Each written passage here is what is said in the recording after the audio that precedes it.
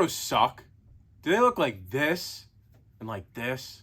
Well, have no fear. You're in the right place. Today, I'm going to show you how to make your photos look like these. If you're new here, hi, I'm Nick from Stack and Sell. We make sports card related content, if that's card show vlogs, collection unboxings, or tips and tricks. I'd really appreciate it if you could leave a like, subscribe, turn on post notifications to know when new videos like this go live. Now let's get into the great photos. A lot of people, myself included, when you get started in sports cards, when you have to take pictures, you usually start with your cell phone. And using your cell phone is fine when starting off as a beginner, but when you want to start advancing in sports cards, you want to have higher quality photos, and that's when the scanner comes in. Being able to show your customer the highest quality photo of the centering, edges, corners, and surface can be detrimental in selling your sports cards. And that's when the Epson V600 comes in. The great thing about this scanner is it's not just for sports cards.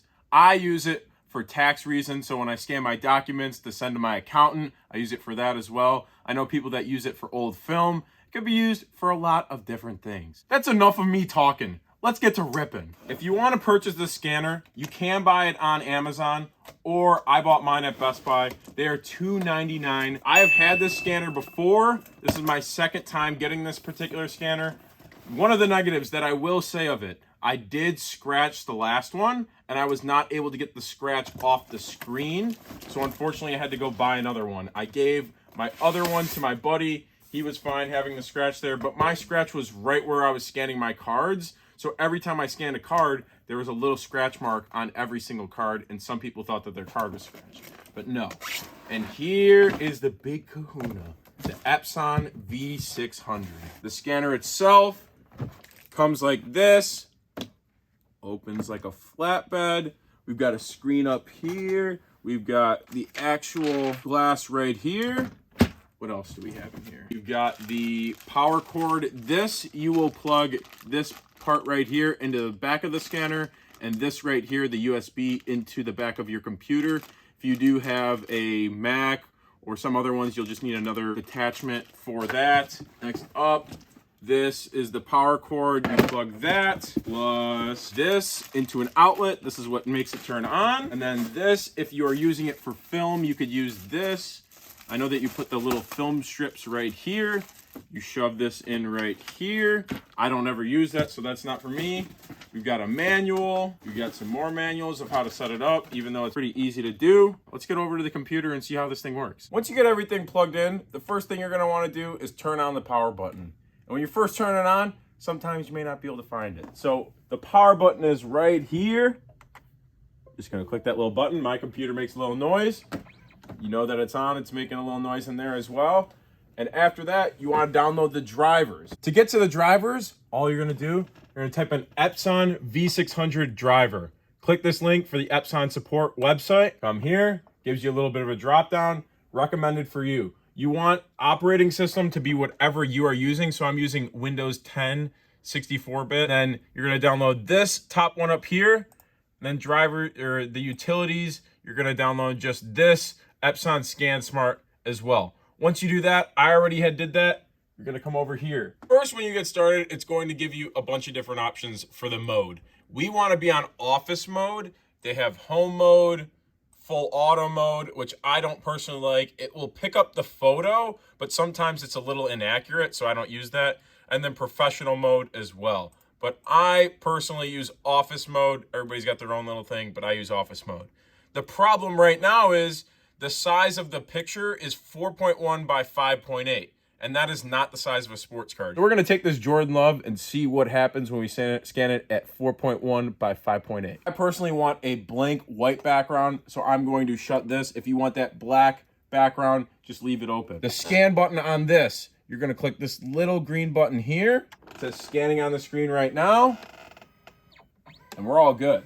Now we're gonna come over here and see what the photo looks like. The problem with 4.1 by 5.8, our photo is a little too big for what the card is. So we wanna make this size a little smaller so it fits perfectly with the image. What you're gonna do is you're gonna come to here, customize, and when you're scanning just a single photo, I'm going to call this, I've got one called single already. We're gonna call this top loaded card.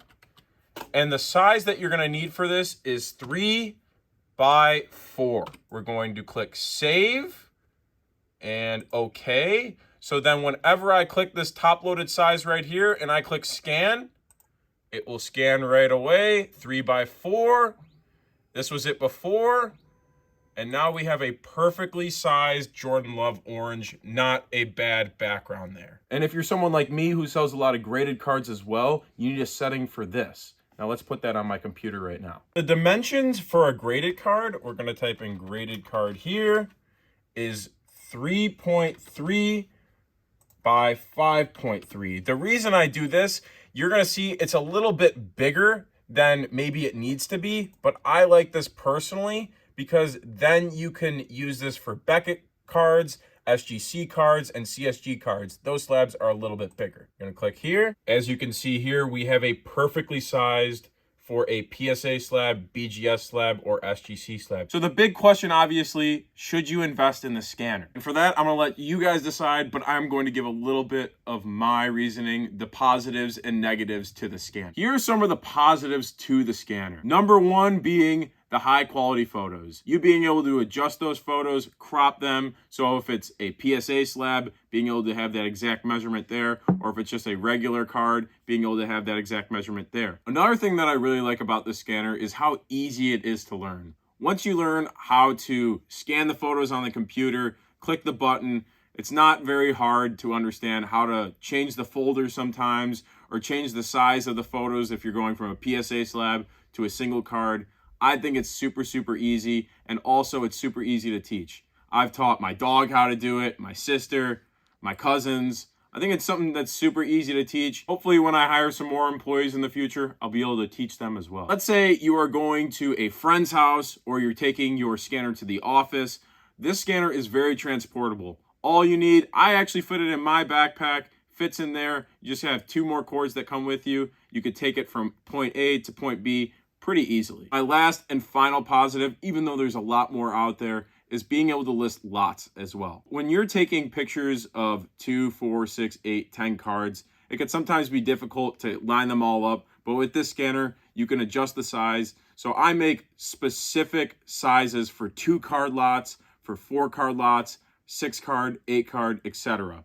This way, when I go to scan the lot, I just click that 2 card, 4 card, 6 card, and it automatically has the size already ready, and I put the cards on there, already has it particularly sized, so then when you go to upload it to eBay, you don't have to individually crop it and make sure the image looks good. Now, let's get into the negatives. My number one negative of this scanner is only being able to scan 1 card at a time and the amount of time that it takes. With a lot more expensive scanners that are $600, $700, $800, some that are even over $1,000. I know the Fujitsu is one of the more expensive ones that I'd love to give you guys a review on in the future. They are able to scan cards. Let's say it's a row of 4 cards, scan all 4 of the cards and be able to pick up each individual one and then put them as their own little file. This one, unfortunately, only scans 1 card at a time. Because of that, you have to scan each individual card and you can't just do 1 lot of cards at a time. My other only negative to the scanner is sometimes it can be a little slow in the way that you're just waiting for that scan to go across. You wish that it could be a little faster. I understand it's only $300. You can't expect much from it. But if it could be a little faster, I'd really enjoy that. Save me some time, but I get it. It's only $300. Overall, I really enjoy my scanner and would suggest my scanner to anybody doing sports cards at a high level.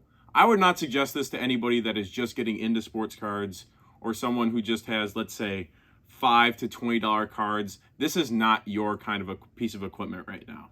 I think this is for someone that is dealing with cards in the 100 to 500 to over 1,000 range, that is trying to get the highest quality of photos for their customer. Or if you're not doing higher end cards, if you're doing a high volume of cards and you're selling cards full time like me, or if you're just selling a couple hundred cards a month, I think this is something that is for you. In my opinion, the $300 is just a small expense of what this will pay dividends for you in the future as well. I would give this scanner an 8.4 out of 10. The reason I would give that, I have not found many better scanners on the market that are at this price point. This is the best one at $300. Like I said, there's the Fujitsu ones that are $600, $700, some even over $1,000. But for someone like me, who's just doing this full time right now, but that isn't making the most money, I think it's the best option for me at the moment, and it may be the best option for you as well. I hope you guys enjoyed this video of me unboxing the Epson V600. Let me know in the comments below if you plan on purchasing it in the near future. If you can, please leave a like, subscribe, turn on post notifications to know when new videos go live, and I'll see you guys in the next one. Peace.